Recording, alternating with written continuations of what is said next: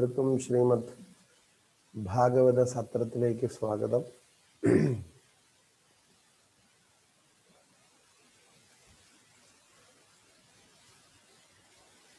ഓം അജ്ഞാനതിമിരാന്ധസ്യ ജ്ഞാനാഞ്ജനശലാകയാ ചക്ഷുരുന്മീലിതം യേന തസ്മൈ ശ്രീഗുരവേ നമഃ.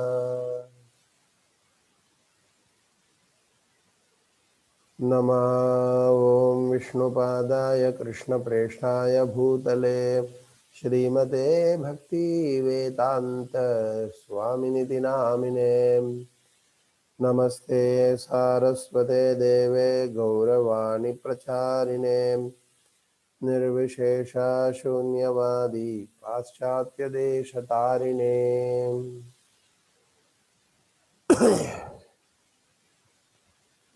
जय श्री कृष्ण चैतन्य प्रभु नित्यानंद श्री अद्वैत गदाधर श्रीवासादि गौर भक्तवृंद എല്ലാവരും പറയാ ഹരേ കൃഷ്ണ കൃഷ്ണ കൃഷ്ണ ഹരേ ഹരേ ഹരേ രാമ രാമ രാമ ഹരേ ഹരേ.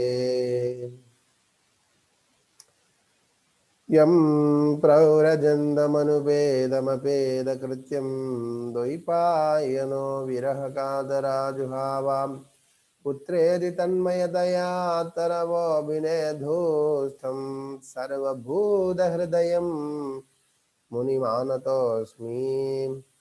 यस्यानुभावम् अखिलश्रुतिसारमेकमध्यात्मदीपमतिदितेर्षदां तमोन्धं संसारिणां करुणयाः पुराणगुह्यं तं व्याससूनुमुपयामि गुरुं मुनीनाम्.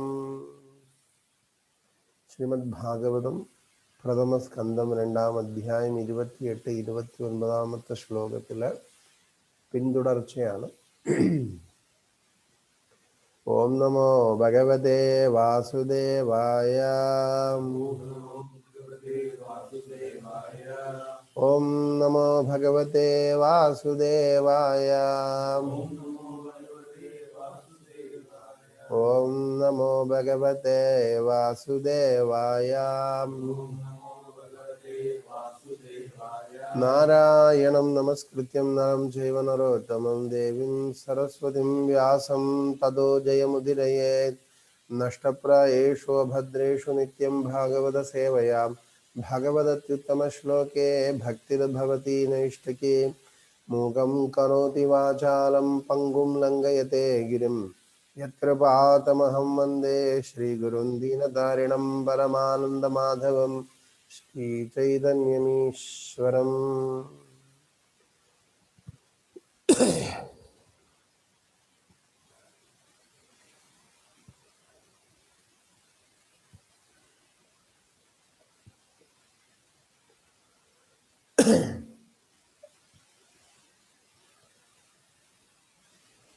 വാസുദേവ പരാവേദ വാസുദേവ പരാമഖ വാസുദേവ പരയോഗ വാസുദേവ പരക്രിയാം വാസുദേവ പരം ജ്ഞാനം വാസുദേവ പരം തപം വാസുദേവ പരോ ധർമ്മോ വാസുദേവ പരാഗതി.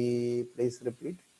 വാസുദേവ പരാവേദ വാസുദേവ പരാമഖ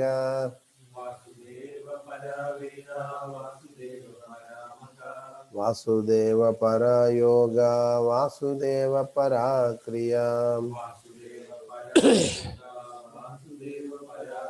वासुदेव परम ज्ञानम वासुदेव परम तपम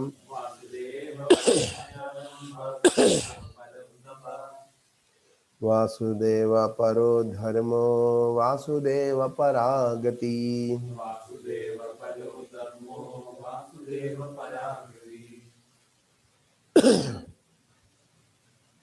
വാസുദേവ പരാവേദ വാസുദേവ പരാമഖ. ഇത് കഴിഞ്ഞ ക്ലാസ്സിൽ നമ്മൾ വിസ്തരിച്ച് പഠിക്കേണ്ടായി.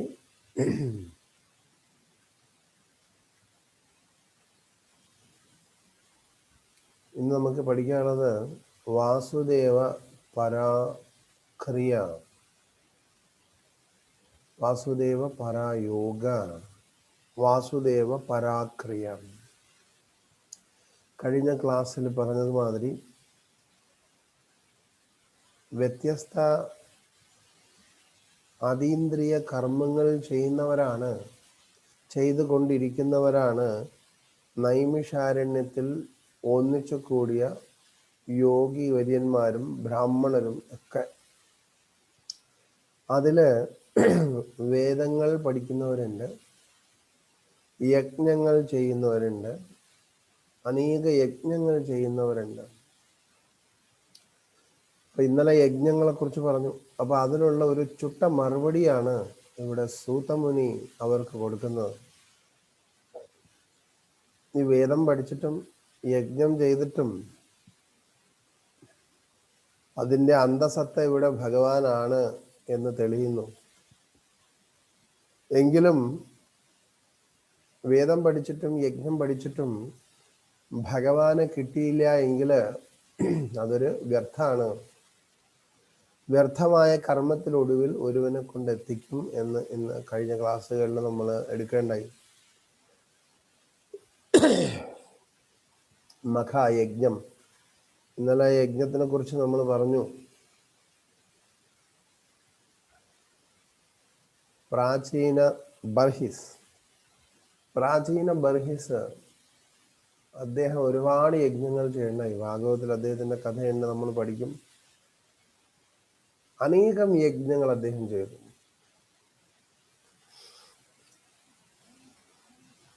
കർമ്മകാണ്ഡാണ്. അദ്ദേഹത്തിന് തൃപ്തി ഉണ്ടായിരുന്നില്ല. യജ്ഞങ്ങളെല്ലാം ചെയ്ത് പുകഞ്ഞിരിക്കുകയാണ് അല്ലെ. യജ്ഞകുണ്ടത്തിലെ പുക മാതിരി പുകഞ്ഞുകൊണ്ടേയിരിക്കുകയാണ്. അപ്പൊ കർമ്മകാണ്ഡ, ജ്ഞാനകാണ്ഡ, വിഷയേര ഭണ്ഡ.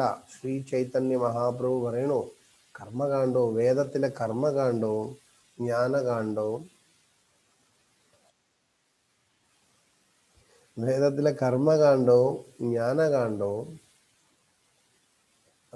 വിഷയേര ഭണ്ഡ എന്നാണ്. വിഷയത്തിന്റെ ഭണ്ഡാരമാണ് എന്നാണ്. വിഷയം എന്ന് പറഞ്ഞാൽ എന്താ? ഭൗതിക ലോകത്തിലെ സബ്ജക്റ്റിനെയാണ് വിഷയം എന്ന് പറയുന്നത്. എന്താണ് ഭൗതിക ലോകത്തിലെ സബ്ജക്റ്റ്? ആഹാരം, നിദ്ര, ഭയം, മൈഥുനം. ഇതാണ് മെയിൻ സബ്ജക്റ്റ്. 4 കാര്യങ്ങൾ. തിന്നു കഴിഞ്ഞാൽ പിന്നെ അടുത്ത പരിപാടി എന്താ? തിന്നു കഴിഞ്ഞാൽ ഉറക്കം വരും അല്ലേ. അപ്പൊ ഉറങ്ങുക കഴിഞ്ഞു കഴിഞ്ഞാൽ എനർജി കൂടും. പിന്നെയോ എന്നാ പിന്നെ അടുത്ത മൈഥുനം, ലൈംഗിക ജീവിതം. പിന്നെയോ ആത്മരക്ഷ എന്ന് പറഞ്ഞാൽ ആത്മാവിനെ അല്ല, ഈ ശരീരത്തിനെ രക്ഷിക്കുവാനുള്ള കർമ്മങ്ങൾ. ഇതാണ് ഭൗതിക ലോകത്തിലെ മെയിനായിട്ടുള്ള വിഷയങ്ങൾ. അപ്പൊ കർമ്മകാണ്ഡമായാലും ശരി, ജ്ഞാനകാണ്ഡമായാലും ശരി, 3 കാണ്ഡങ്ങൾ ഉണ്ട് എന്ന് നമ്മൾ ഇതിനു മുമ്പേ തന്നെ പഠിച്ചു. കർമ്മകാണ്ഡം, ജ്ഞാനകാണ്ഡം, ഉപാസനകാണ്ഡം. ഉപാസനകാണ്ഡം ഇതിൽ നിന്ന് മേലെയാണ്. എന്നാൽ കർമ്മകാണ്ഡ, ജ്ഞാനകാണ്ഡ, വിഷയേര ഭണ്ഡ, അങ്ങനെ കർമ്മകാണ്ഡങ്ങളിലുള്ള യജ്ഞങ്ങളെല്ലാം ചെയ്ത് അദ്ദേഹത്തിന് പ്രാചീന ബർഹിസ് അദ്ദേഹത്തിന്റെ ജീവിതമേ പുകഞ്ഞിരിക്കുകയാണ്. ദർഭ ഇല്ലാത്തത് കൊണ്ട് അദ്ദേഹത്തിന്റെ നാട് മുഴുവൻ ദർഭ നട്ട് വളർത്തിയെന്ന് തന്നെ പറയാം. അതുകൊണ്ടാണ് അദ്ദേഹത്തിന് പ്രാചീന ബർഹിസ് എന്ന് പേര് തന്നെ കിട്ടിയത്. ദർഭ പുതപ്പ് പോലെയാണ് അദ്ദേഹത്തിന്റെ ആ ഒരു ചുറ്റുമുള്ള അദ്ദേഹത്തിന്റെ നാട് മൊത്തം. കാരണം യജ്ഞം ചെയ്യാൻ ദർഭ വേണമല്ലോ. എന്നിട്ടും അദ്ദേഹത്തിന് തൃപ്തി ഉണ്ടായില്ല. ഭൗതിക ലോകത്തില് നമ്മൾ എന്തൊക്കെ ചെയ്താലും നമുക്ക് തൃപ്തി ഉണ്ടാവില്ല. പൂജയാവട്ടെ, ഹോമാവട്ടെ, എന്ത് തന്നെയായാലും തൃപ്തി ഉണ്ടാവില്ല. തൃപ്തി ഉണ്ടാവണമെങ്കിൽ ഉപാസന കാണ്ഡത്തിൽ കയറി ഭക്തിയിൽ ഒരാൾക്ക് പുരോഗമിച്ചു കഴിഞ്ഞാലേ അവിടെ തൃപ്തി ഉണ്ടാവുള്ളൂ. കേട്ടിട്ടില്ലേ ജീവിതം കളർഫുള്ളായി എന്ന് അല്ലേ? അപ്പോ കർമ്മകാണ്ഡിയും ജ്ഞാനകാണ്ഡിയുടെയും ജീവിതം കളർഫുൾ അല്ല. എന്നാൽ പരമഭക്തിയിൽ എത്തുന്നവന് ജീവിതം കളർഫുള്ളായിട്ട് അനുഭവപ്പെടും. ആസ്വാദ്യകരമായിട്ട് അനുഭവപ്പെടും. രസോ വൈസ അല്ലെ, രസരാജനാണ് ഭഗവാൻ. അപ്പോ രസരാജ, എല്ലാ രസങ്ങളുടെയും രാജനാണ്, ആനന്ദങ്ങളുടെ സംഭരണി. അപ്പോൾ ആ രസം നമുക്കും അനുഭവവേദ്യമാകും. ഭഗവാനുമായിട്ട് ഒരു സാമീപ്യം നമുക്ക് ഉണ്ട് എങ്കിൽ അങ്ങനെ തൃപ്തിയില്ലാതിരിക്കുന്ന സമയത്ത് അദ്ദേഹത്തിന് ഇതിൽ നിന്നെല്ലാം വൈരാഗ്യം ജനിക്കുന്നതിന് വേണ്ടി ഒരു കഥ പറഞ്ഞു കൊടുത്തു, ഒരു നോവൽ, പുരഞ്ജനോപാഖ്യാനം. ആ നോവല് നാരദ ഋഷി, നാരദനായ ആചാര്യൻ പറഞ്ഞു കൊടുത്തതാണ്. അത് സത്യത്തിൽ അതിന് നടന്ന കഥയല്ല. ഭാഗവതത്തിൽ 2 നടക്കാത്ത കഥകളുണ്ട്. ഒന്ന് പുരഞ്ജനോപാഖ്യാനം, അത് ചരിത്രമല്ല, അതൊരു നോവൽ എഴുതിയതാണ്. നാരദ ഋഷി ഒരു നോവൽ എഴുതി കൊടുത്തതാണ്. അതേമാതിരി 24 ഗുരുക്കന്മാരെ കുറിച്ച് പറയുന്നുണ്ട്. അതും നമ്മളിനി പഠിക്കും. ഈ 2 കാര്യങ്ങളും പരമാർത്ഥമല്ല, നടന്നതല്ല എന്ന് പറയുന്നുണ്ട് നമ്മൾ. പക്ഷേ പലരും വിചാരിച്ചു എന്നാ പിന്നെ ഈ ശ്ലോകം അനുസരിച്ച് ഒന്നും പരമാർത്ഥമല്ല ഭാഗവതം എന്ന് പലരും തെറ്റിദ്ധരിക്കുകയുണ്ടായി. അങ്ങനെ അദ്ദേഹത്തിന് ഈ കഥ പറഞ്ഞ് ഉപദേശിച്ച് അദ്ദേഹത്തിന് ഭക്തിയിലേക്ക് കൊണ്ടുവരുന്നതാണ് നാരദ ഋഷിയുടെ ആ ഉദ്യമം. അപ്പൊ ഇവിടെ യജ്ഞം ചെയ്താലും വേദം പഠിച്ചാലും ഈശ്വരനിലേക്ക് എത്തുവാൻ വേണ്ടിയാണ്, അതിനുള്ളൊരു വഴിയാണ് എന്നാണ് ശാസ്ത്രം പറഞ്ഞു വരുന്നത്. അതിലേക്ക് കൊണ്ട് മുട്ടിക്കുകയാണ് ഞാനും. വേദം പഠിച്ചിട്ട് കൃഷ്ണനാണ് ഈശ്വരൻ എന്ന് മനസ്സിലാക്കിയില്ല എങ്കിൽ അപൂർണം. യജ്ഞങ്ങൾ ചെയ്തിട്ട് കൃഷ്ണനെ അല്ലെങ്കിൽ വിഷ്ണുവിനെ, യജ്ഞഭുക്കായ ഭഗവാനെ തൃപ്തിപ്പെടുത്തിയില്ലെങ്കിൽ അതും അപൂർണം. കാരണം ഇതൊക്കെ ഭഗവാനെ തൃപ്തിപ്പെടുത്തുവാൻ വേണ്ടിയാണ്. അതേമാതിരിയാണ്. അപ്പൊ ഇതൊക്കെ എന്തിനാ പറയുന്നത്? സ്റ്റുഡന്റ് സൂത ഗോസ്വാമിയുടെ കീഴില് 1,00,000-ഓളം വിദ്യാർത്ഥികൾ ഉണ്ടായിരിക്കണോ? ആ വിദ്യാർത്ഥികൾ പലതും അഭ്യസിച്ചുകൊണ്ടിരിക്കുന്നവരാണ്. ആരൊക്കെയാണ്? വേദം വളരെ പെർഫെക്റ്റ് ആയിട്ട് വേദജപം ചെയ്യുന്നവര്, യജ്ഞങ്ങൾ, മഹായജ്ഞങ്ങൾ ചെയ്തവര്, പിന്നെയോ യോഗ, അഷ്ടാംഗ യോഗ, ഇങ്ങനെയുള്ള യോഗങ്ങളെല്ലാം ചെയ്തുകൊണ്ടിരിക്കുന്നവര്, പലതരത്തിലുള്ള ശുഭകർമ്മങ്ങൾ ചെയ്യുന്നവര്, ജ്ഞാനത്തിന്റെ മാർഗത്തിൽ പോകുന്നവര്, ഇങ്ങനെയുള്ള ഒരുപാട് പേരുണ്ട്. തപസ്സിന്റെ മാർഗത്തിൽ പോകുന്നവര്, അല്ലേ? ഇങ്ങനെ ഒരുപാട് പേരുണ്ട്. അപ്പോ ഈ മിക്സഡ് ആയിട്ടുള്ള ഒരു ബാച്ചില് എന്നാൽ അവരൊന്നും തൃപ്തരല്ല. പലരും പലത് ചെയ്തിട്ടും തൃപ്തരല്ലാത്തത് കൊണ്ടാണ് തൃപ്തനാവുന്നതിന് വേണ്ടി സൂത്തമുനി അവർക്ക് പറഞ്ഞു കൊടുക്കുന്നത്, നിങ്ങള് വേദം പഠിച്ചിട്ടുണ്ടല്ലോ, യജ്ഞങ്ങൾ ചെയ്യുന്നുണ്ടല്ലോ, യോഗ ചെയ്യുന്നുണ്ടല്ലോ, ഇതൊക്കെ എന്തിനു വേണ്ടിയാണ്? ഭഗവാനെ സാക്ഷാത്കരിക്കുവാൻ വേണ്ടിയാണ്. അപ്പൊ ഭഗവാനെ സാക്ഷാത്കരിച്ചില്ല എങ്കിൽ ഈ കർമ്മങ്ങളെല്ലാം വിഷയേര ഭണ്ഡ, വിഷയത്തിലേക്ക് കൊണ്ടെത്തിക്കും. ഏതാണ് വിഷയം? ഈ ഭൗതിക ലോകത്തിലുള്ള ആഹാര, നിദ്ര, ഭയമൈഥുനാദി, അതുവഴി നമുക്ക് പിന്നെയും ജന്മങ്ങൾ കിട്ടിക്കൊണ്ടേയിരിക്കും. ഒരിക്കലും ശ്രേയസ് ഉണ്ടാവില്ല. അതുകൊണ്ട് ഈ കർമ്മങ്ങളുടെ എല്ലാ ഉദ്ദേശം ഈശ്വരനെ സാക്ഷാത്കരിക്കുന്നതിന് വേണ്ടിയാകണോ? അതാ പറയാം. അപ്പൊ ഇന്നിവിടെ പറയുന്നത് വാസുദേവ പരായോഗ, വാസുദേവ പരാക്രിയ. അപ്പൊ നമുക്ക് വാസുദേവ പരായോഗ എന്താണ് നമുക്ക് നോക്കാം. ഇന്ന് കേരളത്തില് ഒരുപാട് പേര് യോഗത്തിന്റെ വഴി പോകുന്നുണ്ട്. പലപ്പോഴും പലര് യോഗ ചെയ്യുന്നത് നല്ലതാണ് എന്ന് പറയുന്നു. ചിലര് യോഗം വഴി ഈശ്വരനെ മനസ്സിലാക്കാൻ ശ്രമിക്കുന്നു.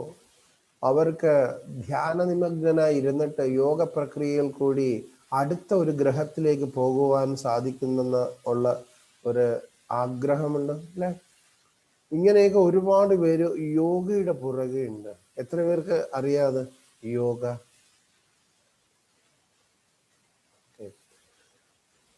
യോഗ ഒരു കാട്ടുതീ പോലെ പടർന്നു കിടക്കുകയാണ്. പലരും യോഗ എന്ന് പറയും. യോഗ എന്ന് പറഞ്ഞാൽ നമ്മുടെ ശരീരത്തിനെ സ്ലിം ആക്കുന്നതിന് വേണ്ടിയുള്ള ഒരു സെറ്റപ്പ് അല്ല സത്യം പറഞ്ഞാൽ. ഇന്ന് യോഗയൊക്കെ ഭയങ്കര ഒരു ഹോട്ട് ബിസിനസ്സാണ്. ഞാൻ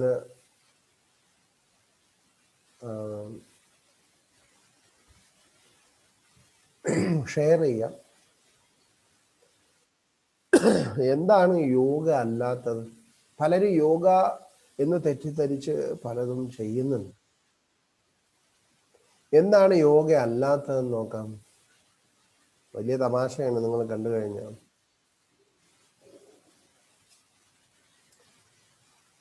ഈ പുസ്തകങ്ങളൊക്കെ നോക്കിക്കഴിഞ്ഞാൽ yoga for wellness, office yoga, yoga secrets for business success, tennis yoga, desktop yoga, yoga for pregnancy, yoga weight loss. ആരെങ്കിലും ഈ പുസ്തകങ്ങളൊക്കെ വായിച്ചിട്ടുണ്ടോ? ഓക്കെ. അപ്പൊ ആക്ച്വലി ഇത് യോഗ അല്ല. ഇത് ശരീരത്തിനെ മാത്രം ഫോക്കസ് ചെയ്തുകൊണ്ടുള്ള ഒരു ക്രിയയാണ് അവരുദ്ദേശിക്കുന്നത്. എന്നാൽ ശാസ്ത്രത്തിൽ പറയുന്ന യോഗ ഇതല്ല എന്നാണ് പറയുന്നത്. എന്താണ് യോഗ പിന്നെ? യോഗ എന്ന് പറയുന്നതിനർത്ഥം union in love between individual and supreme consciousness എന്ന് പറഞ്ഞാൽ നാമും ഈശ്വരനും തമ്മിലുള്ള സ്നേഹബന്ധം, അതിനു വേണ്ടിയുള്ള ഒരു ഒത്തൊരുമയാണ് യോഗം എന്ന് പറയുന്നത് അല്ലെ. നമ്മളിപ്പോ യോഗം ചേർന്നിരിക്കുകയാണ് അല്ലെ. ഒരുപാട് പേരുണ്ട് ഇതില്. ഇതൊരു യോഗമാണ്. ഒരു യോഗം, പണ്ടൊക്കെ യോഗം ചേരുന്ന പറയാം, ഒരു കരയോഗം അല്ലെ, NSS കരയോഗം, യോഗ. എല്ലാവരും ഒന്നിച്ചിരിക്കുകയാണ്. അതേമാതിരി ശാസ്ത്രത്തിൽ യോഗം എന്ന് പറയുന്നത് ഈശ്വരനുമായിട്ട് നമ്മള് ഒന്നിച്ചു ചേർന്ന് കലങ്ങി അനിക്സ്പ്രേ ആവണമല്ല, എന്താ പറയുക, കണക്ട് ചെയ്യുക, ഭഗവാനുമായിട്ട് കണക്ട് ചെയ്യുന്നതാണ് living entity and god. Yoga is a person whose life and activities are oriented towards reestablishing his relationship with god. അപ്പോൾ ഇനി നമുക്ക് വേദങ്ങളിലേക്ക് പോവാം. വേദങ്ങളിൽ ഞാൻ നേരത്തെ പറഞ്ഞ മാതിരി ജ്ഞാനം, സാഖ്യം, യോഗം ഒക്കെ ഉണ്ട്. കർമ്മം അല്ലെ, ക്രിയ, അതാണ് കർമ്മം എന്ന് പറയുന്നത്. കർമ്മം ഇതൊക്കെ ഉണ്ട്. പക്ഷെ പലരും അത് പ്രാക്ടീസ് ചെയ്തിട്ട്, വേദങ്ങൾ ഞാൻ നേരത്തെ പറഞ്ഞു കർമ്മകാണ്ഡ അല്ലെ, അത് പ്രാക്ടീസ് ചെയ്തിട്ട് അവര് ഭഗവാനെ, ഈശ്വരനെ സാക്ഷാത്കരിക്കുന്നതിന് വേണ്ടി അവർ ഉപയോഗിച്ചില്ല. അതുകൊണ്ടാണ് ഭഗവാൻ പിന്നെ ഭഗവത്ഗീത ഉപദേശിച്ചത് അല്ലെ. അതില് സാഖ്യത്തിന് സാഖ്യയോഗമെന്നും കർമ്മത്തിന് കർമ്മയോഗമെന്നും ജ്ഞാനത്തിന് ജ്ഞാനയോഗമെന്നും ധ്യാനത്തിന് ധ്യാനയോഗമെന്നും ഭക്തിക്ക് ഭക്തി യോഗമെന്നും പറഞ്ഞു. എത്ര പേര് കേട്ടിട്ടുണ്ട്? എത്ര പേര് വായിച്ചിട്ടുണ്ട്? എല്ലാത്തിലും എന്തിനാ ഈ യോഗ ചേരുന്നത് അല്ലേ? വളരെ ഒരു സീക്രട്ട് ആയിട്ടുള്ള ഒരു കാര്യമാണ്. കാരണം യോഗമില്ലാതെ വേദങ്ങൾ ഇതിലെല്ലാം എഴുതി. പരോക്ഷമായിട്ട് അല്ലെ, ഒടുവിൽ ഒരുത്തൻ എൻ്റെ അടുത്ത് എത്തുമെന്ന്, പക്ഷെ പലരും വഴിതെറ്റി. അതുകൊണ്ടാണ് ഭഗവത്ഗീത ഉപദേശിക്കപ്പെട്ടത്. യോഗം അല്ല, എന്താ പറയാ, കർമ്മയോഗം. ധ്യാനമല്ല, ധ്യാനയോഗം. അല്ലെ? അപ്പൊ യോഗം എന്ന് പറഞ്ഞാൽ എന്താ? കർമ്മമല്ല. കർമ്മയോഗം എന്ന് പറഞ്ഞാൽ കർമ്മം ചെയ്യണം, പക്ഷെ അത് കർമ്മയോഗം. കർമ്മയോഗത്തിൽ കൂടി നമ്മളത് നാളെ പഠിക്കും. പിന്നെ ധ്യാനയോഗം. ധ്യാനമല്ല, ധ്യാനയോഗം. ധ്യാനയോഗം എന്ന് പറഞ്ഞാലോ, ധ്യാനിച്ചാൽ മാത്രം കാര്യമില്ല, അത് യോജിപ്പിക്കണം പരമാത്മാവുമായിട്ട്, ഭഗവാനുമായിട്ട്. അപ്പോഴാണ് അത് പൂർണ്ണത ഉണ്ടാവുന്നത്. അതിനെക്കുറിച്ചാണ് ഇന്ന് ഇവിടെ പറയുന്നത്. അപ്പൊ യോഗി, ഇപ്പൊ യോഗം ചെയ്യുന്നവന് യോഗി എന്ന് പറയും. ആ യോഗം ചെയ്യുന്നതിന്റെ ഉദ്ദേശം എന്താണ്? യൂണിയൻ, ഈശ്വരനുമായിട്ട്. A person whose life and activities are orient towards, ഒരു വ്യക്തിയുടെ ജീവിതവും ജീവിതചര്യകളെല്ലാം തന്നെ ഭഗവാനുമായിട്ട്, ഈശ്വരനുമായിട്ട് ബന്ധപ്പെടുത്തുന്നതിനെയാണ് യോഗം എന്ന് പറയുന്നത്.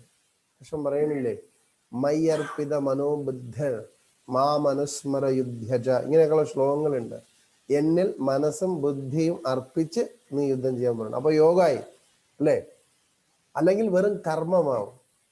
യുദ്ധം ചെയ്ത കർമ്മമാണ്. എന്നാൽ കൃഷ്ണന് വേണ്ടി കൃഷ്ണൻ പറയുന്ന രീതിയിൽ യുദ്ധം ചെയ്യുമ്പോൾ അതിനെ കർമ്മയോഗം എന്ന് പറയും. അവിടെ കൃഷ്ണനെ മാറ്റിക്കഴിഞ്ഞാലോ, ഈശ്വരനെ മാറ്റിക്കഴിഞ്ഞാൽ കർമ്മവും ജ്ഞാനവും യോഗവും ധ്യാനവും ഒക്കെ രോഗമായിട്ട് മാറും. കർമ്മരോഗം, ധ്യാനരോഗം അല്ലെ? ആ രോഗമാണ് നിങ്ങൾ നേരത്തെ കണ്ടത്. വാട്ട് ഈസ് നോട്ട് യോഗ എന്ന് കണ്ടത് അല്ലെ? Yoga for tennis, tennis yoga, desktop yoga അല്ലെ? അതുമായിട്ട് എന്ത് ബന്ധം? ഇപ്പൊ വേദങ്ങളിൽ ഇത് പതഞ്ജലി മുനി പറഞ്ഞു കൊടുക്കുന്നതാണ് ഒരു യോഗം എന്ന് പറയുന്നത്. യോഗത്തിന്റെ സമ്പൂർണ്ണ കാര്യങ്ങളും അതിനകത്തുണ്ട്. അതിൽ നിന്നുള്ളതൊക്കെയാണ് ചില ക്രിയകൾ. സുദർശന ക്രിയ, ആ ക്രിയ, ഈ ക്രിയ അല്ല. അപ്പൊ ഈശ്വരനെ മനസ്സിലാക്കാതെ ഈ ക്രിയ ചെയ്തിട്ട് എന്ത് കാര്യം? മൂക്കിൽ കൂടെ ശ്വാസം കയറ്റി കണ്ണിൽ കൂടെയും മറ്റു ദ്വാരത്തിൽ കൂടെയൊക്കെ പുക വിട്ടിട്ട് എന്ത് കാര്യം? അല്ലേ? അതിനുവേണ്ടി കോഴ്സ് പഠിച്ചിട്ട് എന്ത് കാര്യം? അപ്പൊ നമ്മൾ മനസ്സിലാക്കേണ്ടത് ഈ യോഗ എന്ന് പറയുന്നത് ഈശ്വരനുമായിട്ട് കണക്ട് ചെയ്യാനാണ്. അല്ലെങ്കിൽ പിന്നെ അതൊരു രോഗമായിട്ട് മാറും. അങ്ങനെയുള്ള ഒരുപാട് രോഗികളെ നമുക്ക് ഈ ലോകത്തിൽ കാണാൻ സാധിക്കും അല്ലേ? അപ്പൊ അതുകൊണ്ടാണ് ഇവിടെ പറയുന്നത് വാസുദേവ പരായോഗ. വാസുദേവ പരായോഗ. ഈ യോഗത്തിന്റെ പരമമായ ലക്ഷ്യം വാസുദേവനാണ് എന്നാണ് പറയുന്നത്. അപ്പൊ ഈ യോഗി എന്താ ചെയ്യണമെന്ന് നോക്കാം നമുക്ക്. Process of linking ourselves with the supreme. ഒരു യോഗി, യോഗം ചെയ്യുന്ന ആള് എന്താ ചെയ്യുന്നത്? അതൊരു പ്രോസസ്സാണ്. വേദശാസ്ത്രം അനുസരിച്ച്, പ്രത്യേകിച്ച് പതഞ്ജലി മുനി പറയുന്നതനുസരിച്ച് അനേക കാലം ഇങ്ങനെ ചെയ്യേണ്ടതുണ്ട്. അതിനായിട്ടൊരു യോഗി എന്ത് ചെയ്യും?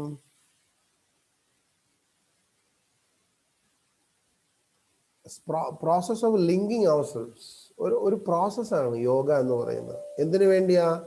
ഈശ്വരനുമായിട്ട് ലിങ്ക് ചെയ്യുന്നതിന് വേണ്ടിയുള്ള ഒരു പ്രോസസ്സിനെയാണ് അല്ലെ? അല്ലെങ്കിൽ പ്രാക്ടീസ് ചെയ്യുക, സ്പിരിച്വൽ പ്രാക്ടീസസ്. അതാണ് ഈ യോഗി ചെയ്യേണ്ടത്. അത് നമ്മൾ പഠിച്ചു. 8 രീതിയിലാണ് അവർ ഈ പ്രക്രിയ ചെയ്യുന്നത്. The 8 divisional yoga system, Ashtanga യോഗം. 8 അംഗമുണ്ട്. ഈ യോഗി ചെയ്യേണ്ടത് ഇങ്ങനെയാണ്. അപ്പൊ ഈ യോഗി ചെയ്യുന്നത് ഓരോന്നും ചെയ്ത് ഒടുവില് സമാധിയാവുമ്പോ ഈശ്വരനുമായിട്ട് കണക്റ്റഡ് ആവുകയാണ്.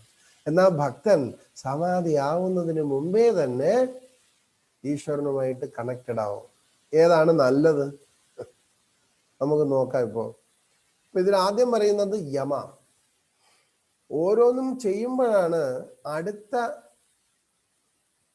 പ്ലാറ്റ്ഫോമിലേക്ക് ഒരു വ്യക്തി ക്വാളിഫൈഡ് ആവുന്നത്.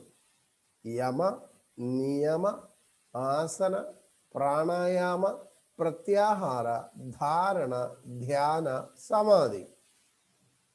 അപ്പോൾ യമ ആദ്യം ചെയ്യുമ്പോൾ നിയമത്തിന് ചെയ്യുന്നതിന് വേണ്ടി ആ വ്യക്തി ക്വാളിഫൈഡ് ആവും. നിയമം കറക്റ്റായിട്ട് ചെയ്യുമ്പോൾ അടുത്ത ലെവലിലേക്ക് വരും. ആസനമൊക്കെ കറക്റ്റ് ആവും. ആസനം കറക്റ്റ് ആവുമ്പോൾ പ്രാണായാമം ചെയ്യാൻ സാധിക്കും പെർഫെക്റ്റ് ആയിട്ട്. പ്രാണായാമം കറക്റ്റായിട്ട് ചെയ്യുമ്പോൾ അടുത്തത് പ്രത്യാഹാരത്തിന് വേണ്ടിയുള്ള ശക്തി ആർജിക്കും. പ്രത്യാഹാരം വരുമ്പോൾ ധാരണ വരും. നമുക്ക് നോക്കാം അതെന്താണെന്ന്. വളരെ രസകരമാണ്. എന്നാൽ പല ആശാന്മാരും ഈ യമം നിയമം ഒന്നും പ്രാക്ടീസ് ചെയ്യാതെ നേരെ സമാധിയിലേക്ക് വരും. ലാസ്റ്റ് ചക്ക എടുത്ത് തലയിൽ എറിയുമ്പോഴേ സമാധി ഉണ്ടാവുള്ളൂ, അല്ലേ? കാരണം എന്താ? യമം നിയമം ആസനം പ്രാണായാമം ഇതൊന്നും ചെയ്യാത്ത ഒരു വ്യക്തിക്ക് സമാധി എങ്ങനെ ഉണ്ടാവും? അത് ഒടുക്കത്തെ സമാധി ആയിരിക്കും, അല്ലേ? സമാധി ആർക്കും കൃത്രിമമായിട്ട് ഫോളോ ചെയ്യാൻ പറ്റില്ല. അതാണ് നമ്മൾ മനസ്സിലാക്കേണ്ടത്. ഇത് തനിയെ നമ്മൾ ക്വാളിഫൈഡ് ആവണം. അതാണ് ഇവിടെ പറയുന്നത്. നമുക്ക് നോക്കാം എന്താണെന്ന്. യമ എന്ന് പറഞ്ഞാൽ കൺട്രോളിങ് ദ സെൻസസ്, ഇന്ദ്രിയങ്ങളെ നിയന്ത്രിക്കുക. അതിന് 15 കാര്യങ്ങൾ ചെയ്യണം. 15 കാര്യങ്ങളുണ്ട്. യമം 15, 10 ഉണ്ട്, പിന്നെ ഉപയമം 5 ഉണ്ട്. അങ്ങനെ 15 റൂൾസ് ഇന്ദ്രിയങ്ങളുമായിട്ട് കണക്ട് ചെയ്യുന്നത് നിർത്തണം. ഇന്ദ്രിയ നിയന്ത്രണം. ആ ഇന്ദ്രിയ നിയന്ത്രണം പൂർണ്ണമായിട്ട് ഒരു വ്യക്തിക്ക് സാധിക്കുമ്പോൾ അടുത്ത നിയമം ചെയ്യുവാനുള്ള ഒരു ശക്തി കിട്ടും. നിയമം എന്ന് പറഞ്ഞാൽ എന്താണ്? Following the rules and regulations, അല്ലെ? ഇത് പൂർണ്ണതയിൽ എത്തുന്നതിന് വേണ്ടി റൂൾസും റെഗുലേഷൻസും പെർഫെക്റ്റ് ആയിട്ട് ഫോളോ ചെയ്യാൻ പറ്റും. അപ്പൊ യമം പാലിക്കാത്തവന് നിയമം പാലിക്കാൻ പറ്റില്ല. യമ നിയമ മനുസ്മൃതിയിൽ യമത്തിനെയും നിയമത്തിനെയും കുറിച്ച് പറയണോ? യമം 10, നിയമം 10, ഉപയമം 5, നിയമം 5, അങ്ങനെ 30 എണ്ണം. ഇപ്പൊ നിയമം തന്നെ 15 എണ്ണം ഉണ്ട്, അല്ലേ? പക്ഷേ ഇവിടെ നിയമം റൂൾസ് ഓട്ടോമാറ്റിക്കായിട്ട് നമുക്ക് ഫോളോ ചെയ്യാൻ പറ്റില്ല. യമം ചെയ്താൽ മാത്രമേ പറ്റുള്ളൂ. അതാണ് വലിയ തമാശ. അതുകൊണ്ടാണ് ചിലര് യമം ചെയ്യാതെ നേരെ നിയമത്തിലേക്ക് വരും. പക്ഷെ ആ ഒരു റൂൾസ് പിന്നെയും ബ്രേക്ക് ആയിക്കൊണ്ടേയിരിക്കും. കാരണം എന്താ? യമം ചെയ്യുന്നില്ല. അതുകൊണ്ടാണ്. ഇപ്പൊ ഒരുവൻ യമം ചെയ്യുമ്പോൾ, ഇന്ദ്രിയങ്ങൾ നിയന്ത്രിക്കുമ്പോൾ അടുത്ത ലെവലിലേക്ക് വരും. ബേസിക് ആയിട്ടുള്ളത് ഇന്ദ്രിയങ്ങളെ നിയന്ത്രിക്കുക എന്നാണ്. ആ ഇന്ദ്രിയങ്ങളെ നിയന്ത്രിച്ചിട്ട് അടുത്ത ലെവൽ ക്വാളിഫിക്കേഷൻ ആണ് നിയമം. ആ നിയമം കിടപിടിക്കുവാനുള്ള ഒരു ശക്തി കിട്ടും. ശക്തി എന്ന് പറഞ്ഞാൽ ഒരു ദിവ്യ തേജസ് നമ്മുടെ ദേഹത്ത് വരുമെന്നല്ല, നമ്മുടെ മെന്റൽ സ്ട്രെങ്ത് കൂടും ഇത് അനുസരിക്കുവാനുള്ള. ദിവ്യ തേജസ് ഒടുവിൽ എവിടെ എത്തുക? സമാധി സമയത്ത് ഉണ്ടാവുള്ളൂ. ഹൃദയത്തിൽ പരമാത്മാവിനെ കാണാൻ പറ്റുള്ളൂ. നിയമം കഴിഞ്ഞാൽ അടുത്തതാണ് ആസനം. ആസനം എന്ന് പറഞ്ഞാൽ പ്രാക്ടീസിങ് ദ സിറ്റിംഗ് പോസ്ചർ. പലതരത്തിലുള്ള ആസനങ്ങൾ ചെയ്യും. എന്തിനു വേണ്ടിയാ? ശരിയായ രീതിയിൽ ഒന്ന് ഇരിക്കണം. എങ്ങനെ ഇരിക്കണം? നട്ടെല്ല് നിവർത്തി, കണ്ണിന്റെ കൃഷ്ണമണി രണ്ടും ഭ്രൂമമധ്യത്തിലാക്കി ഇങ്ങനെ ഇരിക്കണം. അപ്പൊ യമ നിയമ ഇതനുസരിക്കാത്ത ഒരുവൻ ആസനത്തിൽ ഇരിക്കുമ്പോ പിന്നെ എയറോബിക് എക്സസൈസ് ആയിരിക്കും. കാലുവേദന, മുട്ടുവേദന, നടുവേദന, അല്ലേ? ഇങ്ങനെയൊക്കെ ഉണ്ടാവും. കാരണം എന്താ? യമം നിയമം പ്രാക്ടീസ് ചെയ്യുന്നില്ല. അതുകൊണ്ടാണ് നമ്മൾ ആടുന്നതും മുലയുന്നതും കുറച്ചു നേരം ഇരിക്കുമ്പോൾ ഒക്കെ. കാരണം നമ്മൾ റൂൾസ് റെഗുലേഷൻസ് ഒന്നും അത്ര പെർഫെക്റ്റ് ആയിട്ട് പ്രാക്ടീസ് ചെയ്യുന്നില്ലാത്തതുകൊണ്ടാണ്. അങ്ങനെ അല്ലാത്തവർക്ക് ശരിയായ രീതിയിൽ ഇങ്ങനെ ഇരിക്കാൻ പറ്റില്ല. അപ്പോൾ ആസനം ഉണ്ട്. ആസനം ചെയ്തുകൊണ്ടിരിക്കുന്ന സമയത്ത് കറക്റ്റ് സിറ്റിംഗ് പോസ്റ്ററിൽ ഇരുന്ന് ഭ്രൂമമധ്യത്തിൽ ശ്രദ്ധ കേന്ദ്രീകരിക്കുന്ന സമയത്തായിരിക്കും എന്താ പറയുക, ഇന്നലത്തെ സിനിമ ഉണ്ട്, ഡാഡി മമ്മിയും വീട്ടിലില്ല, പൊടി പോലും ഇല്ല കണ്ടുപിടിക്കാൻ, അല്ലേ? അങ്ങനെ ഇങ്ങനെ പാടുമ്പോൾ, ഇങ്ങനെയൊക്കെ കേൾക്കുമ്പോൾ അതൊക്കെ ഇരുന്ന് നൃത്തം ആടും തലയിൽ, അല്ലേ? അപ്പൊ പിന്നെ അങ്ങോട്ടിരിക്കും ഇങ്ങോട്ടിരിക്കും, വളരെ ലൂസാവും. നമ്മൾ കോൺഷ്യസ് എവിടെയെങ്കിലും ഒക്കെ പോകും. അപ്പൊ അതുകൊണ്ട് ഇതൊന്നും നമുക്ക് ഒരിക്കലും, നമുക്ക് ആൾക്കാരെ പറ്റിക്കാൻ പറ്റും, താടി വളർത്തിയാൽ മതി, അല്ലേ? ആ രീതിയിൽ സെറ്റ് ചെയ്താൽ മതി. പക്ഷെ ഭഗവാനെ പറ്റിക്കാൻ പറ്റില്ല, അല്ലേ? അപ്പൊ അതുകൊണ്ട് യമം ചെയ്ത ഒരുത്തനെ നിയമത്തിലേക്ക് വരാൻ പറ്റൂ. നിയമം അനുഷ്ഠിക്കുന്ന ഒരുത്തനെ ആസനത്തിലേക്ക് വരാൻ പറ്റൂ. അല്ലെങ്കിൽ അവിടെയും ഭ്രംശനം ഉണ്ടാകും എന്നാണ്. ആയിക്കോട്ടെ. ആസനവും പെർഫെക്റ്റ് ആക്കുകയാണ്. കറക്റ്റായിട്ട് ഇരിക്കാൻ പറ്റും. അങ്ങോട്ടും ഇങ്ങോട്ടും എന്താ പറയുക, ചായാതെ നിഷ്ഠയോടുകൂടി ഇരിക്കാൻ പറ്റും. നമ്മളൊന്ന് ഇരുന്ന് നോക്കേ, നട്ടല്ലൊക്കെ നിവർത്തി. ഇപ്പൊ ഭാഗവതം ക്ലാസ്സിന് ഇരുന്നതേ നട്ടല് നിവർത്തിയാണ്. ഇപ്പൊ വളഞ്ഞ് വില്ല് മാതിരിയായി നമ്മൾ, അല്ലേ? കാരണം എന്താ? നമുക്ക് ഇരിക്കാൻ ബുദ്ധിമുട്ടാണ്. യമം നിയമം ഒക്കെ നമുക്ക് ഇപ്പോഴും കുറച്ചുകൂടെ ഒന്ന് റിപ്പയർ ചെയ്യേണ്ടതുണ്ട്. അങ്ങനെയാണെങ്കിൽ യോഗിയുടെ കാര്യം ആലോചിച്ച് നോക്കെ, അല്ലേ? അപ്പൊ അങ്ങനെ നിയമം പെർഫെക്റ്റ് ആവുമ്പോൾ ആസനം കറക്റ്റ് ആവും. അല്ലെങ്കിൽ ബുദ്ധിമുട്ടാണ്, കോൺസെൻട്രേഷൻ കിട്ടില്ല. പണ്ട് മുതൽ നമ്മൾ നോക്കിക്കഴിഞ്ഞാൽ ചില നമ്മളെ കുട്ടികളൊക്കെ നമ്മളവിടെ ഇരുന്നിട്ട് സന്ധ്യാനാമം ചൊല്ലും. രാമ രാമ രാമ രാമ, അമ്മ എനിക്ക് വിശക്കണേ, രാമ രാമ രാമ രാമ രാമ എന്ന് പന്നീർ വേണം കേട്ടാ, വിശക്കണ കുറെ നേരമായിട്ട് പറയും. അവിടെ ഇരുന്ന് നാമം ജപിക്കണ, പിന്നെ രാമനാമം ജപി. എത്ര പേര് കേട്ടിട്ടുണ്ട് കുട്ടിക്കാലത്ത് ഇതൊക്കെ, അല്ലേ? കാരണം കോൺസെൻട്രേഷൻ കിട്ടില്ല. കോൺസെൻട്രേഷൻ ഇനിയേ കിട്ടുള്ളൂ.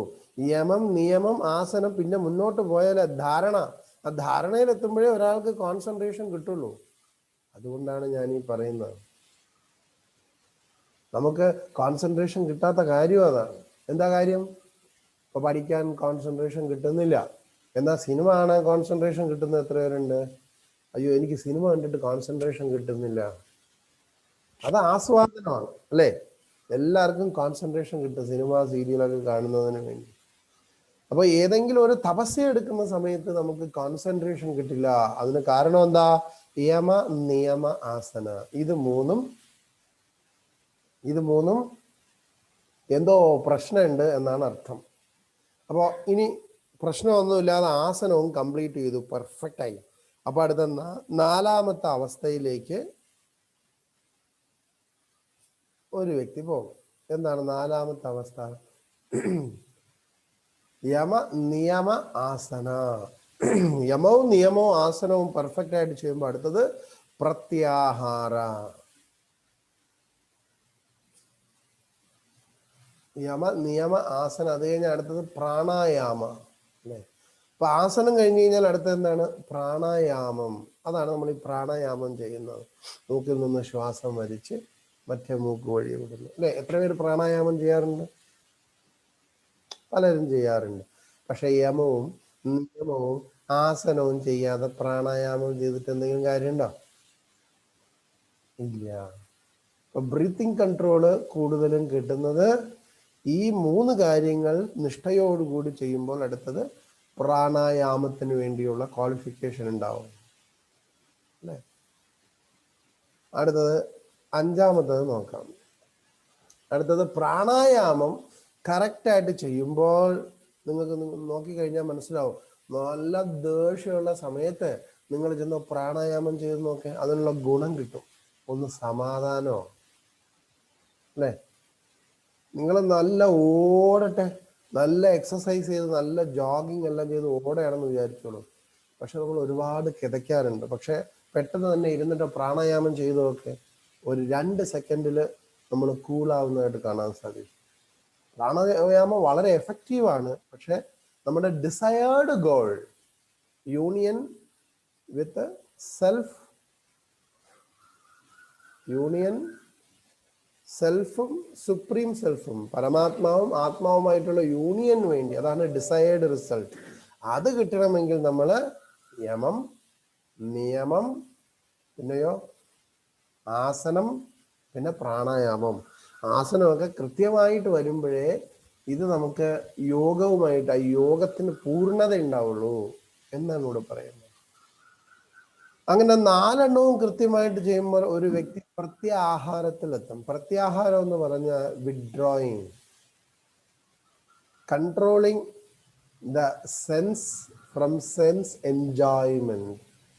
ഇന്ദ്രിയങ്ങൾ എപ്പോഴും ഇന്ദ്രിയ വിഷയങ്ങളുമായിട്ട് ബന്ധപ്പെട്ടേയിരിക്കും. അപ്പൊ പ്രാണായാമം പൂർണ്ണമായിട്ട് ഒരു വ്യക്തി ചെയ്യുമ്പോൾ ഒരു പരിപൂർണ നിയന്ത്രണം, ആ ചരട് നമുക്ക് കിട്ടും. അധികാരിയാവും. നമ്മളെ നിയന്ത്രണം, എവിടെ പോണ് അവിടെ ഇരി, അല്ലെ? എവിടെ നിൽക്കുന്നു അവിടെ നിൽക്ക്. ഇതിനൊക്കെ കുറിച്ചുള്ള ഇന്ദ്രിയങ്ങളെ നിയന്ത്രിക്കുവാനുള്ള ഒരു ചരട് നമുക്ക് കിട്ടും. അതാണ് പ്രത്യാഹാരം എന്ന് പറയുന്നത്. അടുത്തതെന്താണ്? ധാരണ. ഈ പ്രത്യാഹാരം എന്ന് പറഞ്ഞാൽ എങ്ങനെ ചെയ്യാം? ആമ തൻ്റെ ഇന്ദ്രിയങ്ങളെ അപകടങ്ങൾ വരുമ്പോൾ ഉള്ളിലേക്ക് വലിക്കുന്നത് മാതിരി, withdrawing the census from sense enjoyment. എല്ലാം ഇങ്ങനെ എന്താ പറയുക, അതിന് തൻ്റെ ആമയുടെ കാലുകളെയും കൈകളെയൊക്കെ ആമത്തോടിനകത്ത് കയറ്റുന്നത് മാതിരി പ്രത്യാഹാരം എന്ന ക്വാളിറ്റി കിട്ടുമ്പോൾ സക്സസ് ആയിട്ട് ഒരാൾക്ക് തൻ്റെ ഇന്ദ്രിയങ്ങളെ നിയന്ത്രിക്കാൻ പറ്റും. ഇന്ദ്രിയങ്ങളെ നിയന്ത്രിക്കുന്ന ഒരു വ്യക്തി, ആ വ്യക്തി അതിൽ വിജയിച്ചാൽ അടുത്ത ലെവൽ പോകും. അതാണ് കോൺസെൻട്രേഷൻ. അഞ്ചാമത്തത് അല്ലെ, ധാരണ. ഒരാൾക്ക് എന്തുണ്ടാവും? ധാരണ ഉണ്ടാവും, കോൺസെൻട്രേഷൻ. അപ്പോൾ ഞാനിവിടെ നിങ്ങളുടെ അടുത്ത് പറയാം, ആർക്കൊക്കെ കോൺസെൻട്രേഷൻ കിട്ടുന്നില്ലയോ ഇതിന്റെ പിറകിൽ എന്തോ പ്രശ്നമുണ്ട് എന്നർത്ഥം. കാര്യം മനസ്സിലായോ? ആർക്കൊക്കെ പഠിത്തത്തിലായാലും ഈശ്വരന്റെ കാര്യത്തിലായാലും ജോലിയുടെ കാര്യത്തിൽ എന്ത് തന്നെ ആവട്ടോ, ഒരാൾക്ക് കോൺസെൻട്രേഷൻ ഇല്ലെങ്കിൽ അതിനർത്ഥം അതിന് പുറകെയുള്ള, ഇപ്പൊ അഞ്ചാമത്തേതാണ്, ആറാമത്താണ് കോൺസെൻട്രേഷൻ. അതിന് പുറകെയുള്ള അഞ്ചും ശരിയായ രീതിയിൽ വർക്ക് ചെയ്യുന്നില്ല എന്നർത്ഥം. ഇപ്പൊ ഒരാൾക്ക് കോൺസെൻട്രേഷൻ ഇല്ലെങ്കിൽ അതിനർത്ഥം എന്താ? അവരുടെ ഇന്ദ്രിയങ്ങൾ നിയന്ത്രിതമല്ല, അതാണ് അതിനർത്ഥം. ഇന്ദ്രിയങ്ങൾ നിയന്ത്രിതമല്ല എങ്കിൽ അതിനർത്ഥം എന്താണ്? അതിനർത്ഥം എന്തായിരിക്കും? റൂൾസ് റെഗുലേഷൻസ് കറക്റ്റായിട്ട് പ്രാക്ടീസ് ചെയ്യുവാനുള്ള കഴിവില്ല എന്നർത്ഥം. അങ്ങനെ റൂൾസും റെഗുലേഷൻസും കറക്റ്റായിട്ട് പ്രാക്ടീസ് ചെയ്യാൻ കഴിവില്ല എന്നതിനർത്ഥം എന്താണ്? യമം ചെയ്യുന്നില്ല എന്നർത്ഥം. യമം എന്ന് പറഞ്ഞാൽ എന്താ? അവരുടെ ഇന്ദ്രിയങ്ങളെ നിയന്ത്രിക്കുന്നില്ല എന്നർത്ഥം. അപ്പോൾ ഫൈനലി ഒരാൾക്ക് കോൺസെൻട്രേഷൻ ഇല്ല എങ്കിൽ അതിനർത്ഥം എന്താണ്? അവരുടെ ഇന്ദ്രിയങ്ങൾ അനിയന്ത്രിതമാണ് എന്നർത്ഥം. നിങ്ങൾക്ക് മനസ്സിലാവുന്നുണ്ടോ ഞാൻ ഈ പറയണ? മനസ്സിലാവണമെങ്കിൽ ഇങ്ങനെ കാണിക്കുക. ചിലപ്പോൾ അത് റിപ്പീറ്റ് ചെയ്യുന്നത് അതുകൊണ്ടാണ്. അപ്പോൾ ഒരു വ്യക്തിക്ക് കോൺസെൻട്രേഷൻ കിട്ടുന്നില്ല, എനിക്കറിയില്ല എന്താണെന്ന് അറിയില്ല. ഒരു ഡിഗ്രി പഠിക്കുന്ന കുട്ടിക്ക് പറയാണ് എനിക്ക് കോൺസെൻട്രേഷൻ കിട്ടുന്നില്ല എങ്ങനെ. അപ്പോൾ ഉടനെ നമ്മൾ മനസ്സിലാക്കേണ്ടത് എന്താണ്? അവരുടെ ഇന്ദ്രിയങ്ങള് അവർക്ക് നിയന്ത്രിതമല്ല അല്ലെ. കണ്ണ്, മൂക്ക്, നാക്ക്, തൊക്ക്, ചെവി, ഇതിൽ എന്തോ പ്രശ്നമുണ്ട്. മനസ്സ്, അതും ഇന്ദ്രിയാണ്. ബുദ്ധി, ഇവിടെയൊക്കെ എന്തോ പ്രശ്നമുണ്ട് എന്നാണ് അർത്ഥം. അപ്പൊ അവിടെ റിപ്പയർ ചെയ്യാണ് നമ്മൾ ചെയ്യേണ്ടത്, ഒരാൾക്ക് കോൺസെൻട്രേഷൻ ഇല്ല എങ്കിൽ. ഓക്കെ, നമുക്ക് തിരിച്ചു വരാം. അടുത്ത ധാരണ പറഞ്ഞു, കോൺസെൻട്രേഷൻ. ധാരണ കഴിഞ്ഞാൽ അത് പെർഫെക്റ്റ് ആയാൽ അടുത്തത് ധ്യാനമാണ്, മെഡിറ്റേഷൻ അല്ലെ. അപ്പോഴാണ് ഒരാൾക്ക് ധ്യാന നിരതനാകുവാനുള്ള ഒരു പെർഫെക്ഷൻ കിട്ടുന്നത്. പക്ഷേ നിങ്ങൾ ഇന്ന് നോക്കിക്കഴിഞ്ഞാൽ 1000 രൂപ കോഴ്സ് കൊടുത്തു കഴിഞ്ഞാൽ നിങ്ങൾക്ക് ധ്യാനം പഠിക്കാം അല്ലേ? പഠിക്കാൻ പറ്റുമോ? 1000 രൂപ കൊടുത്തു കഴിഞ്ഞാൽ അവർ പഠിപ്പിക്കുന്നത് മെഡിറ്റേഷൻ മാത്രമാണ്. ബാക്കി പുറകോട്ടുള്ള ഒരു കാര്യവും പഠിക്കില്ല, പഠിപ്പിക്കുകയില്ല, ആചരിക്കുകയില്ല. പിന്നെ എങ്ങനെ ഒരാൾക്ക് ധ്യാനം ഉണ്ടാവും? എന്നാൽ താടിയെല്ലാം വളർത്തി കണ്ണടച്ചിരുന്ന് കഴിഞ്ഞാൽ എന്തോ വലിയ ധ്യാനിയാണ് എന്ന് തോന്നും. പക്ഷെ ധ്യാനി അല്ല എന്ന് പൂർണ്ണമായും മനസ്സിലാക്കുവാനുള്ള ടിപ്പാണ് ഞാൻ ഈ പറഞ്ഞിരിക്കുന്നത്. ധാരണ വരെ ഇല്ലാത്തവന് ഒരിക്കലും ധ്യാനത്തിലേക്ക് എത്താൻ പറ്റില്ല. അതുകൊണ്ട് 1000 രൂപ കൊടുത്തിട്ട് അങ്ങനെ ഒരു കോഴ്സ് പഠിച്ചിട്ട് എന്ത് കാര്യം? വല്ല കാര്യമുണ്ടോ? അവർ പഠിക്കുന്നത് യമം, നിയമം, ആസനം, പ്രാണായാമം അല്ല. ചിലപ്പോൾ ഒരു പ്രാണായാമം പഠിപ്പിക്കും, എന്നിട്ട് നേരെ ധ്യാനത്തിലേക്ക് വരും. എന്നാൽ പിന്നെ സ്വാമി നോൺ വെജിറ്റേറിയൻ കഴിക്കാമോ? ആയിക്കോളൂ, ആയുഷ്മാൻ ഭവ, പൈസ തന്നാൽ മതി. നിങ്ങൾ ഈ ബ്രീത്തിങ് കൺട്രോളും അത് കഴിഞ്ഞ് കണ്ണടച്ചങ്ങ് ഇരിക്കുക അല്ലേ. അപ്പൊ അതുകൊണ്ട് അതൊന്നും പൂർണ്ണതയിൽ എത്തുന്നില്ല ഒരു വ്യക്തിക്ക്. ഒരാൾക്ക് ധാരണയില്ല എങ്കിൽ ധ്യാനിക്കാൻ പറ്റില്ല. എന്നാ പിന്നെ ധ്യാനം കോഴ്സ് പഠിച്ചിട്ട് എന്ത് കാര്യം? എന്ത് കാര്യമാണുള്ളത്? ഒരു കാര്യമില്ല. ഇനി നമുക്ക് തിരിച്ച് ഇതിലേക്ക് വരാം. ധ്യാനം പെർഫെക്റ്റ് ആയി കഴിഞ്ഞാൽ, അപ്പൊ ധാരണ, ധ്യാനം, ഈ ധ്യാനം പെർഫെക്റ്റ് ആയി കഴിഞ്ഞാൽ അടുത്തത് എന്താണ്?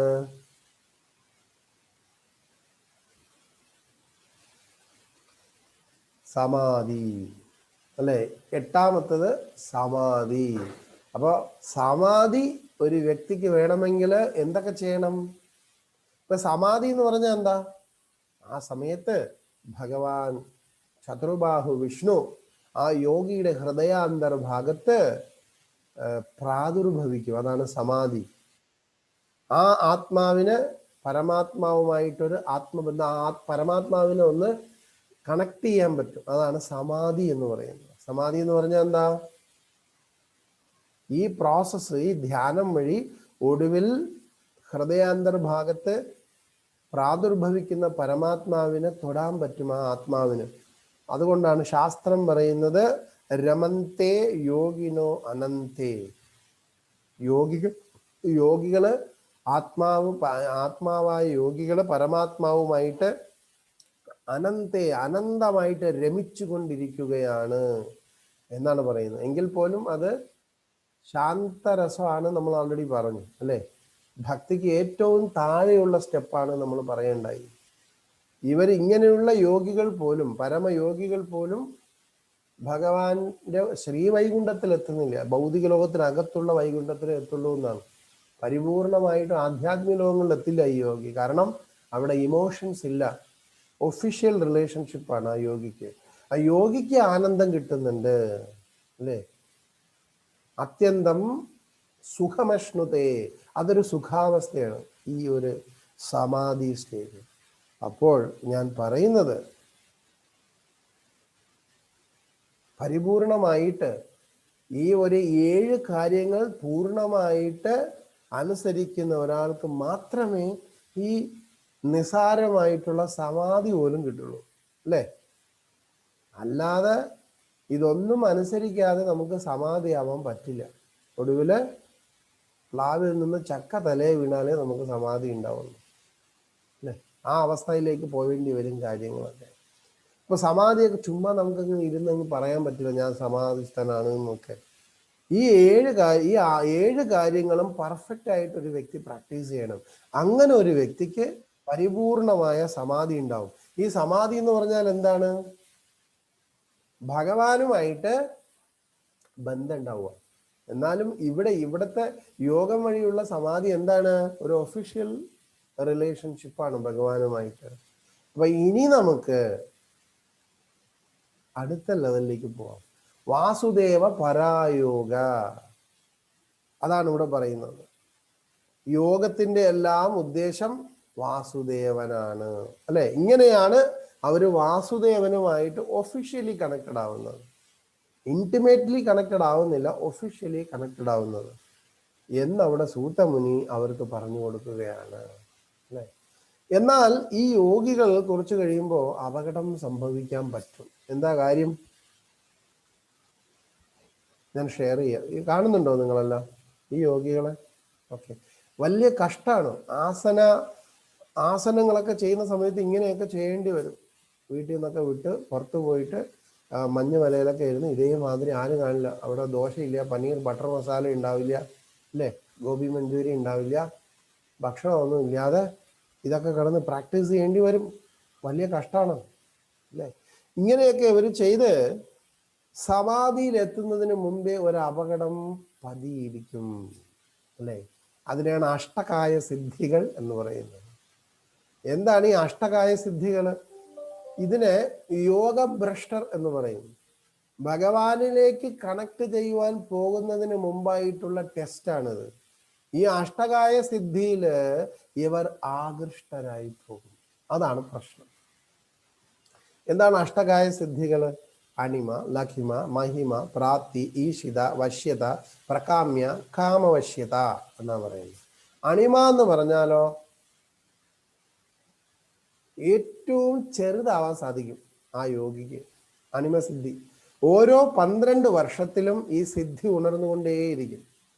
12 വർഷം ബ്രഹ്മചര്യവ്രതം എടുത്തുകൊണ്ട് ഈ യോഗം ചെയ്യുന്ന സമയത്ത് ഓരോ സ്റ്റേജിലും 12 വർഷം കഴിയുമ്പോൾ ഈ സിദ്ധി ഉണരും. അണിമ. ലഖിമ എന്ന് പറഞ്ഞാലോ വെയ്റ്റ്ലെസ്, വെള്ളത്തിൽ കൂടെയൊക്കെ നടക്കുന്നത് ഇങ്ങനെയാണ്, വെയ്റ്റ്ലെസ് അല്ലെ. അപ്പൊ ഇത് വെയ്റ്റ്ലെസ് ലഖിമ എന്ന് പറയും. വെള്ളത്തിൽ കൂടെ നടക്കാൻ പറ്റും. എന്തുകൊണ്ട് നടക്കാൻ പറ്റും? ഭാരമില്ല. അല്ലെ? യോഗിക്ക് ഭാരം ഇല്ലാതാക്കാൻ പറ്റും. അതുകൊണ്ടാണ് ഇങ്ങനെ നടക്കാൻ പറ്റണേ. അടുത്തത് മഹിമ, ബിഗ്ഗർ ദാൻ ബിഗ്. മഹതോ മഹീയാൻ, ഏറ്റവും വളർന്ന് വലുതാവാൻ സാധിക്കും. വാമനമൂർത്തിയെ നിങ്ങൾക്ക് അറിയാൻ പറ്റും. കൊച്ചു വാമനമൂർത്തി വളർന്നു അതൊക്കെ ഈ ഒരു യോഗസിദ്ധിയാണ്.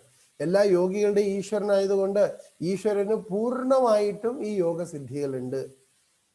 ദേവന്മാർക്കുമുണ്ട് ഈ യോഗസിദ്ധികൾ, അസുരന്മാർക്കുമുണ്ട്. ഇതൊക്കെ അവർക്കൊക്കെ ഇത് പ്രാക്ടീസ് ചെയ്ത് കിട്ടിയതാണ് തപസ് ചെയ്യുന്ന സമയത്ത് പലതും. അങ്ങനെ ആദ്യത്തത് അണിമ. അണിമ എന്ന് പറഞ്ഞാൽ ഹനുമാൻ ചെറുതാവുന്ന കണ്ടിട്ടുണ്ടോ? ചെറുതായിട്ട് വരുന്നുണ്ട് ലങ്ക ലക്ഷ്മിയുടെ അടുത്ത്. അത് ഹനുമാന് ആ ഒരു ശക്തി. ഹനുമാൻ എല്ലാ ശക്തിയുണ്ട്, മഹാദേവനല്ലേ. അടുത്തതോ പ്രാപ്തി. പ്രാപ്തി എന്ന് പറഞ്ഞാൽ ആ യോഗിക്ക് എത്രയോ ദൂരെയുള്ള ഒരു കാര്യത്തിന് കൈ നീണ്ട് അത് എടുക്കാൻ സാധിക്കും. ഇവിടെ നിന്ന് ചന്ദ്രനിൽ വരെ കൈ നീളാൻ പറ്റും, അല്ലെ? അങ്ങനെയാണ് പ്രാപ്തി എന്ന് പറയുന്നത്, എത്തിച്ചേരാൻ സാധിക്കും. അടുത്തത് ഈശിത. ഈശിത എന്ന് പറഞ്ഞാൽ അങ്ങനെയുള്ള ഒരു യോഗിക്ക് ഒരു ഗ്രഹം തന്നെ ഉണ്ടാക്കാൻ പറ്റും. അതിന് ഉത്തമ ഉദാഹരണമാണ് വിശ്വാമിത്ര മുനി. ത്രിശങ്കു സ്വർഗം എത്ര പേര് കേട്ടിട്ടുണ്ട്? ത്രിശങ്കുവിനെ സ്വർഗത്തിൽ കൊണ്ടുപോയപ്പോ ഇന്ദ്രൻ ചവിട്ടി തള്ളി, നേരെ പറന്ന് തലകുത്തി വീണു. ഈ സമയത്ത് തന്റെ യോഗസിദ്ധി കൊണ്ട് വിശ്വാമിത്രൻ ഇനി ഒരു സ്വർഗം ഉണ്ടാക്കി, ഗ്രഹം, ഡ്യൂപ്ലിക്കേറ്റ് ഗ്രഹം, സ്വർഗം. അതിലാണ് ത്രിശങ്കുവിനെ വെച്ചിരിക്കുന്നത്, ത്രിശങ്കു സ്വർഗം. അതിലെ രാജാവാക്കി മാറ്റി. അപ്പൊ അത് വിശ്വാമിത്ര മുനി യോഗി ആയതുകൊണ്ടാണ്, തപസ് ചെയ്ത് യോഗി ആയതുകൊണ്ടാണ്, അല്ലെ? അതേമാതിരി ഒരു ഗ്രഹത്തിനെ ഇല്ലാതാക്കാനും പറ്റും ആ യോഗിക്ക്. അതാണ് ഈശിത എന്ന കഴിവ്. അതൊന്നും ഇപ്പൊ കിട്ടാൻ വലിയ ബുദ്ധിമുട്ടാണ്. അടുത്തത് വശ്യത. വശ്യത എന്ന് പറഞ്ഞാൽ പ്രകൃതിയെ തൻ്റെ നിയന്ത്രണത്തിലാക്കാൻ പറ്റും. പ്രകൃതിയിലെ പലതിനെ, അഗ്നി, അല്ലെ, ജലം. അപ്പൊ അഗ്നിയിലൊക്കെ അങ്ങനെയുള്ള യോഗി എടുത്ത് ചാടിക്കഴിഞ്ഞാൽ അഗ്നിയുമായിട്ട് ഒരു പൊള്ളലും ആ വ്യക്തിക്ക് ഉണ്ടാവില്ല. ഇവിടെ തന്നെ ഫയർ സ്വാമി എന്ന് പറഞ്ഞൊരു സ്വാമി ഉണ്ട്, അതിനകത്ത് കാണിക്കുന്ന. കാരണം ഈ ഒരു സ്വാമി അഗ്നി ഇട്ടിട്ട് അതിൽ ഇങ്ങനെ കിടന്ന് ഉരുളും. ഇത് സത്യമോ കള്ളമോ പുള്ളി ചെയ്യുന്നത്. പക്ഷെ ഇങ്ങനെ ഒരു വശ്യത എന്ന് പറയുന്ന ഒരു ശക്തി കിട്ടിക്കഴിഞ്ഞാൽ എന്ത് ശക്തിയെയും വശീകരിക്കാൻ പറ്റും, സ്വന്തം നിയന്ത്രണത്തിലാക്കാൻ പറ്റും, അല്ലേ? നമ്മൾ കണ്ടിട്ടില്ലേ വശീകരിക്കണമെന്ന്? സ്വന്തം അതാണ് വശ്യത എന്ന് പറയുന്നതിനർത്ഥം. അപ്പൊ അവർക്ക് ഈ പൊള്ളൽ ഉണ്ടാവില്ല, ഇങ്ങനെയൊക്കെയാണ്, അണ്ടറിലാണ്, അവരുടെ നിയന്ത്രണത്തിലായിരിക്കും ഈ ശക്തികളൊക്കെ. അടുത്തത് പ്രകാമ്യ. ഇതൊക്കെ ആദ്യമായിട്ട് കിട്ടുന്ന മാജിക്കാണ്. ഈ ഒരു ശക്തിയാണ് പ്രകാമ്യ. കണ്ണിൽ നിന്ന് വെള്ളം എടുക്കാൻ സാധിക്കും, അല്ലെ? പലതും കാണി. ആപ്പിൾ അന്തരീക്ഷത്തിൽ നിന്ന് എടുക്കാൻ സാധിക്കും, ഭസ്മം എടുക്കാൻ സാധിക്കും, അല്ലെ? എന്താ പറയാ, പെട്ടെന്ന് ചെല്ലുമ്പോൾ നിങ്ങളുടെ കയ്യിൽ ഭസ്മം തരും. വീട്ടിൽ ചെല്ലുന്ന സമയത്ത് ആ ഫോട്ടോയില്, നിങ്ങളുടെ ഫോട്ടോയിലോ അല്ലെങ്കിൽ അങ്ങനെയുള്ള വ്യക്തികളുടെ ഫോട്ടോയിലോ ഭസ്മം വരുന്നതായിട്ട് കാണാം. ഇതൊക്കെ പ്രകാമ്യ എന്ന് പറയുന്ന ശക്തിയാണ്. One can make water enter into his eye and then again come out from within the eye simply by his will. He can perform such wonderful activities. ഇതൊരു മാജിക്കാണ് പ്രകാമ്യ എന്ന് പറയും. അപ്പൊ നമ്മൾ വിചാരിക്കും, ഓഹാ ഭസ്മം വരുന്നു, ആപ്പിൾ വരുന്നു, എന്നാൽ 1 കിലോ സ്വർണം വരുത്താൻ പറ്റില്ല, അല്ലേ? അങ്ങനെയാണെങ്കിൽ ഇവിടെയുള്ള പ്രശ്നങ്ങളൊക്കെ തീർന്നതാണ്. അപ്പൊ ഇത് ഒരു മാജിക്കാണ് പ്രകാമ്യ എന്ന് പറയുന്നത്. ഇതൊക്കെ പെട്ടെന്ന് വരും. ഒരു 12 വർഷം നിഷ്ഠയോടുകൂടി യോഗം ചെയ്തു കഴിഞ്ഞാൽ ഈ മാജിക് ശക്തി കിട്ടും നമുക്ക്, പ്രകാമ്യ. ഈ കാമവശ്യത എന്ന് പറയുന്നതാണ് ഏറ്റവും വലിയ ശക്തി എന്ന് പറയുന്നത്. The highest perfection of mystic power, highest perfection ആണ്. അപ്പൊ ഇത് എന്താന്ന് വെച്ചാൽ പ്രകൃതിയെ നിയന്ത്രിക്കാൻ പറ്റും, ക്ലൈമറ്റിനെ നിയന്ത്രിക്കാൻ പറ്റും. ഒരു വ്യക്തിയെ തന്നെ, ആ വ്യക്തി തന്നെ എക്സ്പാൻഡ് ചെയ്ത് ഒരുപാട്. സൗഭിര്യമുനി എന്ന് പറയുന്നത് കേട്ടിട്ടുണ്ടോ? സൗഭിര്യമുനി ഇടയ്ക്ക് പറഞ്ഞിരുന്നു. സൗഭിര്യമുനി വെള്ളത്തിനടിയിൽ തപസ് ചെയ്തു. 2 മീന് തമ്മിൽ സ്നേഹിക്കുന്നത് കണ്ടപ്പോ മേലെ അദ്ദേഹം വന്നു. ഏകദേശം 10,000 അദ്ദേഹം എക്സ്പാൻഡ് ചെയ്തു. 10,000 മുനിയായിട്ട് മാറി. 10,000 സ്ത്രീകളെ അദ്ദേഹം അവിടുന്ന് ഇവിടുന്ന് എല്ലാം കൊണ്ടുവന്ന് അതിനകത്ത് വെച്ച് രതിലീലകൾ ആടിയെന്നാ പറയാം. എന്തിനു വേണ്ടി ആക്ച്വലി അദ്ദേഹം വന്നത്? അല്ലേ? എല്ലാ ഭോക്താരാം യജ്ഞ തപസാം സർവലോക മഹേശ്വരം, എല്ലാ യജ്ഞങ്ങളുടെയും തപസ്സുകളുടെയും ഭോക്താവായ ശ്രീമൻ നാരായണനുമായിട്ട് കണക്ട് ചെയ്യാനാണ് യോഗ എന്ന് പറഞ്ഞാൽ അതാണ്, അല്ലേ? പക്ഷെ വീണുപോയി, യോഗ ഭ്രഷ്ടർ എന്ന് പറയും അതിന്. അപ്പൊ യോഗിക്ക് ഇങ്ങനെ ഒരു പണി പിറകിലുണ്ട്. അവര് യോഗത്തിൽ നിന്ന് ഭ്രഷ്ടനാവാനുള്ള സാധ്യതയുണ്ട്. സമാധിയിൽ എത്തുന്നതിന് മുമ്പേ ഉള്ള കാര്യമാണ് ഈ പറയുന്നത്. സമാധിയിൽ എത്തിയാൽ കുഴപ്പമില്ല, എന്നാൽ ധ്യാനത്തിൽ ഇരിക്കുമ്പോ ധാരണയും ധ്യാനത്തിൽ ഇരിക്കുമ്പോഴാണ് ഈ 8 വിധമായിട്ടുള്ള അഷ്ടകായ സിദ്ധികള് പ്രീണിപ്പിക്കുവാൻ ശ്രമിക്കണേ. അപ്പൊ വിചാരിക്കും എന്താ, ആഹാ സിദ്ധിയെല്ലാം കിട്ടിയല്ലോ, ഞാൻ തന്നെയാണ് ഈശ്വരൻ എന്ന് പറഞ്ഞ് അദ്ദേഹം തന്നെ ചിന്തിച്ച് ഹിമാലയത്തിൽ നേരെ ഭൗതിക ലോകത്തിൽ വന്നിട്ട് പലതരത്തിലുള്ള കൺകെട്ടുകളൊക്കെ കാണിച്ച് അറിവില്ലാത്തവർക്ക് ആപ്പിളും ഓറഞ്ചും മുന്തിരിയും എല്ലാം കൊടുത്തിട്ട് ഞാനാണ് ഈശ്വരൻ എന്ന് അവരെ കൊണ്ട് പറയിപ്പിക്കും. ഇതാണ് നടക്കുന്നത്. ഇപ്പൊ ഇടയ്ക്ക് ഒരു ന്യൂസൊക്കെ വന്നു, പുതിയ കൈലാസമൊക്കെ ഒരാളുണ്ട്, ഒരു ഫ്രോഡ് സ്വാമിയാണ്, പുതിയൊരു കൈലാസം. എത്ര പേര് കണ്ടു അത്? ഒരു തമിഴാണെന്ന് തോന്നുന്നു പുള്ളി, നിത്യാനന്ദ എന്ന് പറഞ്ഞു, അല്ലേ? ഇപ്പൊ വൈറലാണ്. പുള്ളി തന്നെയാണ് പരമേശ്വരൻ, പുള്ളി തന്നെയാണ് എന്താ പറയാ വെങ്കടാചലപതി. എന്ത് മനുഷ്യരാണ്, അല്ലെ? അപ്പോൾ പല അവതാരങ്ങളായിട്ട് അവർ മാറാൻ ശ്രമിക്കും. അദ്ദേഹം യോഗിയൊന്നുമല്ല, കുറച്ചൊക്കെ എന്തോ യോഗ അറിയാം, അത്രേ ഉള്ളൂ. പക്ഷെ ഒരു തരത്തിലുള്ള ദിവ്യശക്തിയും ഇവർക്ക് ഉണ്ടാവില്ല. പിന്നെ ഇവിടെ കാണിക്കുന്നതോടൊപ്പം ആ ശക്തി കുറഞ്ഞുകൊണ്ടേ വരും, ഡെപ്പോസിറ്റ് കുറഞ്ഞു പോകും. പിന്നെ അത് അഡ്ജസ്റ്റ്മെന്റ് പരിപാടിയാവും, അല്ലെ? ആദ്യമൊക്കെ നമുക്ക് ഭസ്മമൊക്കെ എടുത്ത് എറിയാൻ പറ്റും, പിന്നെ ഭസ്മം കൈയിന്റെ ഇടയിൽ കുറച്ച് വയ്ക്കണം, ഭസ്മക്കെട്ടാണ്, എന്നിട്ട് ഇങ്ങനെ തൂറ്റാനേ പറ്റുള്ളൂ. റൈറ്റ്? വളരെ ഇമ്പോർട്ടൻ്റ് ആണ്. ഇപ്പോൾ 12 വർഷം നമ്മൾ എന്ത് ചെയ്യണം? ഇത് പ്രാക്ടീസ് ചെയ്തുകൊണ്ടേ ഇരിക്കണം. ഏകദേശം ഒരു 40-50 വർഷം ഈ യോഗ പ്രാക്ടീസ് ചെയ്യുമ്പോൾ അവർക്ക് ഏകദേശം ഒരു 4-5 ഒക്കെ പെർഫെക്റ്റ് ആയിട്ട് കിട്ടും സിദ്ധി.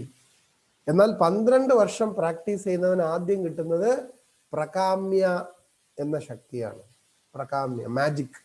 പലതിനെ അപ്രത്യക്ഷമാക്കാൻ പറ്റും ചിലതൊക്കെ. ഓക്കെ, അപ്പൊ ഇതാണ് അവരുടെ എന്താ പറയാ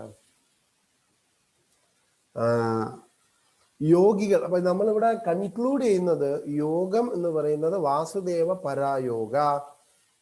യോഗത്തിന്റെ പരിപൂർണമായ ഉദ്ദേശം എന്താണ്? ധ്യാനയോഗം.